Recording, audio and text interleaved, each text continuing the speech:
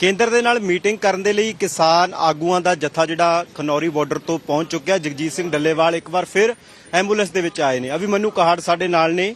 ਕਾਹੜ ਜੀ, ਕਿਸ ਤਰੀਕੇ ਦੇ ਨਾਲ ਅੱਜ ਗੱਲਬਾत ਰੱਖਣ ਜਾ ਰਹੇ ਹੋ, ਕੀ रणनीति ਆ, ਕਿਹੜੇ ਪੁਆਇंटां ਤੇ चर्चा? देखिए, पिछली मीटिंग में भी जो हमारी चर्चा हुई थी वो एमएसपी गारंटी कानून के मुद्दे पे हुई थी और आज भी शुरुआत जो होगी एमएसपी गारंटी कानून के मुद्दे पर ही होगी।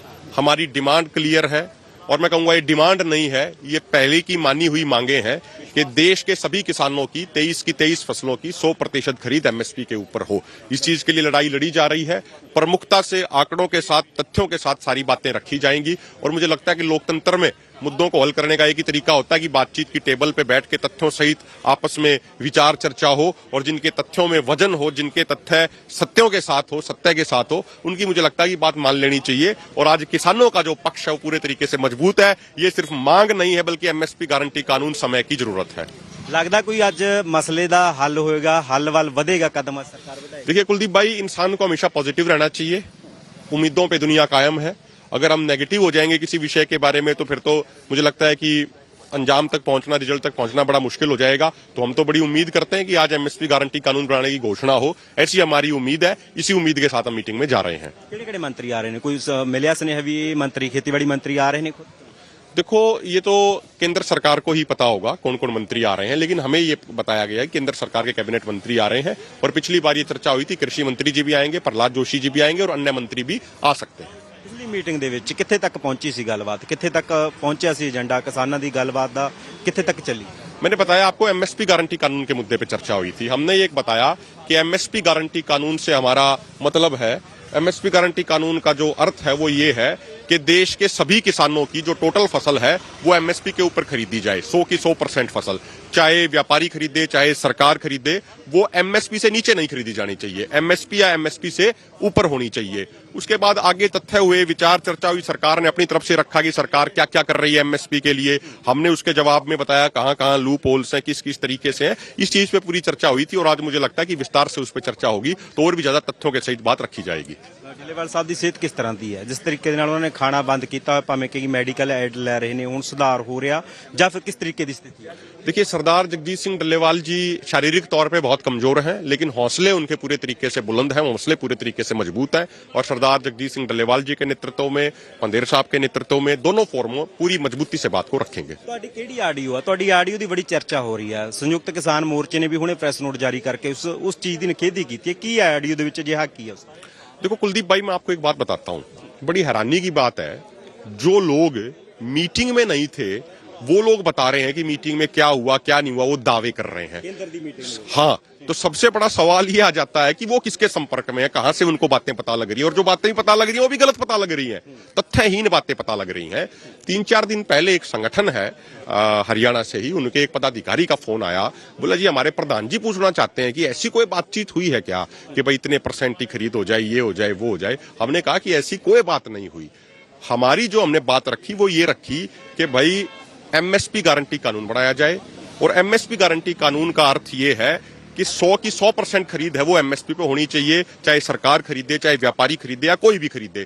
आगे जब चर्चा बढ़ती है, कई बार ये बात आती है कई बार कि भाई अगर एमएसपी गारंटी कानून बन गया तो व्यापारियों को दिक्कत हो जाएगी, मार्केट डिस्टॉर्ट हो जाएगा, ये जब सारे तथ्य आते हैं, ये सारी बात आती है, तो हमने वहां पे ये रखा कि भाई सरकार गारंटी दे कि 100% हम खरीद करेंगे, एक भी दाना एमएसपी से नीचे नहीं जाएगा। सरकार इस बात की गारंटी दे, सरकार ये चिंता छोड़ दे कि एमएसपी गारंटी कानून बन गया तो सारी की सारी उन्हीं को खरीदने पड़ेंगी। आप इस चीज को भूल जाइए, आप एमएसपी गारंटी कानून दीजिए। मार्केट का भी एक कंसेप्ट होता है कि जब गारंटी हो जाएगी एमएसपी की कि भाई कोई भी दाना एमएसपी से नीचे नहीं खरीदा जाएगा, तो जो सबसे बड़ा खरीदार होता है वो जिस रेट में खरीदता है वो लगभग एक बेंचमार्क बन जाता है। ये इकोनॉमिक्स से कंसेप्ट है, ये मेरे कंसेप्ट नहीं है। उदाहरण के तौर पे मैं आपको सिंप्लीफाई कर देता हूं। मान लीजिए नरमे के मामले में जब सीसीआई जाती है, मान लो नरमा एमएसपी से नीचे जा रहा है, सीसीआई जब जाएगी यानी सरकार जब जाएगी कि भाई एमएसपी पे खरीदेंगे, तो मार्केट भी अपने आप ऊपर जाता है। जब नेफेड जाता है कई फसलों के मामले में तो भी मार्केट है वो ऊपर जाता है, जब सरकार एक गारंटर के तौर पर पहुंच जाती है। कर्नाटका के अंदर एक एक्सपेरिमेंट हुआ था 2017-18 में, वहां की सरकार ने कहा कि भाई ये 3-4 फसलें हैं अब की बार एमएसपी से नीचे नहीं बिकने देंगे, उसके लिए उन्होंने बजट अलोकेट कर दिया 530 करोड़ का। जब सरकार गारंटर बन गई कि एक भी दाना नीचे नहीं बिकने देंगे, तो ऑटोमेटिक मार्केट में उस समय जो रेट था उनका वो एमएसपी या एमएसपी से ऊपर रहा। ये सारी बातचीत तो हो रही थी। उसमें हमने एक चीज और भी कही सरकार के साथ बात जो रखी कि भाई आज जो एक किसान का जो सामान बिकता है, जो फाइनल रिटेल प्राइस है, उसका 30% से भी कम किसान को मिलता है। बाकी 70% है वो बिचौलिए ले जाते हैं। जो 6 महीने मेहनत करता है उसको 30% से भी कम, और जो 6 घंटे अपने पास रखता है उसको 70% मिल जाता है। ये ठीक नहीं है। तो कोई महंगाई में दिक्कत नहीं आएगी, कोई महंगाई नहीं बढ़ेगी, कोई मार्केट डिस्टोर्ट नहीं होगा। आप एमएसपी गारंटी कानून बनाइए, 100% खरीद की गारंटी दीजिए। अब ये पूरी बातें, ये लगभग 13.5 मिनट की एक ऑडियो क्लिप है। एक साथी हमसे समझ रहा था, पूछ रहा था, उन्होंने चालाकी क्या करी है कि एक 6 मिनट की ऑडियो क्लिप बीच में से काट के और वो उन्होंने वायरल कर दी है। रिकॉर्ड की आवाज थोड़ी हो। हाँ, एक साथी जो समझना चाह रहा है ना, जिसने ये कहा कि भाई मेरे प्रधान जी को थोड़े डाउट हो गए हैं, उनको समझा दो एक बार, उनको कहीं से पता लगा, तो उस साथी से हमारी बातचीत हुई, वो 13.5 मिनट की है। बाद में मैंने उससे ये भी पूछा, भाई तूने प्रधान जी को समझा दिया अपने को? वो कहता हाँ जी, प्रधान जी को बिल्कुल समझ में आ गया, सारी चीजें मैं सुनाऊंगा आपको, मैं सुनिएगा आप उसमें। तो आखिर में सारे कंसेप्ट क्लियर हो जाते हैं। लेकिन वो 6 मिनट की एक ऑडियो निकालते हैं जिसमें हम उनको ये समझा रहे थे, ये सारे आर्ग्यूमेंट ये दे रहे थे, क्योंकि वो समझना चाह रहा था, तो हम समझा रहे थे उसको सारी चीजें कि भाई गवर्नमेंट जब गारंटर बन जाएगी कि भाई एक भी दाना एमएसपी से नीचे नहीं बिकने देंगे, तो उस समय जो गवर्नमेंट का ये आर्गुमेंट होता है ना कि भाई फिर व्यापारी कहां जाएंगे, व्यापारी क्या करेंगे। अरे भाई, व्यापारी जिसने 2 करोड़ 5 करोड़ की इन्वेस्टमेंट लगा के कोई सेटअप किया है और आज उसको 100 रुपया 200 रुपया एमएसपी से नीचे वो खरीद के फायदा कमा रहा है, मुनाफा कमा रहा है, जब एमएसपी गारंटी कानून बन जाएगा तो उसका वो 100-200 रुपए का मार्जिन तो कम हो जाएगा, लेकिन वो अपना बिजनेस थोड़ी बंद करेगा 5 करोड़ 7 करोड़ का। हाँ, ये जरूर है, जो उसको 70% जो उसको मार्जिन मिल रहा है उसका 30% हो जाएगा, 35% हो जाएगा, 20% हो जाएगा, किसान को ज्यादा मिलने लगेगा। तो जब ये पूरी बात थी उसमें से एक वो 6 मिनट की काट लेते हैं और उसको वो वायरल करते हैं। 1 मिनट जानबूझ के रिकॉर्ड करवाई गई है? नहीं, मैं सिंपल बात कह रहा हूं कि एक हरियाणा के नेता का पदाधिकारी बात करता है समझने के नाम जनता की छोड़िए, उनको वो वीडियो डालते हैं, मैं नाम नहीं लेता इस तरीके से। आप समझ ही रहे हैं कौन हो सकता है इस तरीके से। लेकिन मैं एक बात कहना चाहता हूं कुलदीप भाई, और उनसे भी एक निवेदन करना चाह रहा हूं। अरे ये काम तो राजनीतिक पार्टियों के लोग करते थे कि कट पेस्ट कॉपी करके आगे पीछे काट फेर के कुछ मतलब और निकाल दिया, डिस्टोर्ट कर दिया।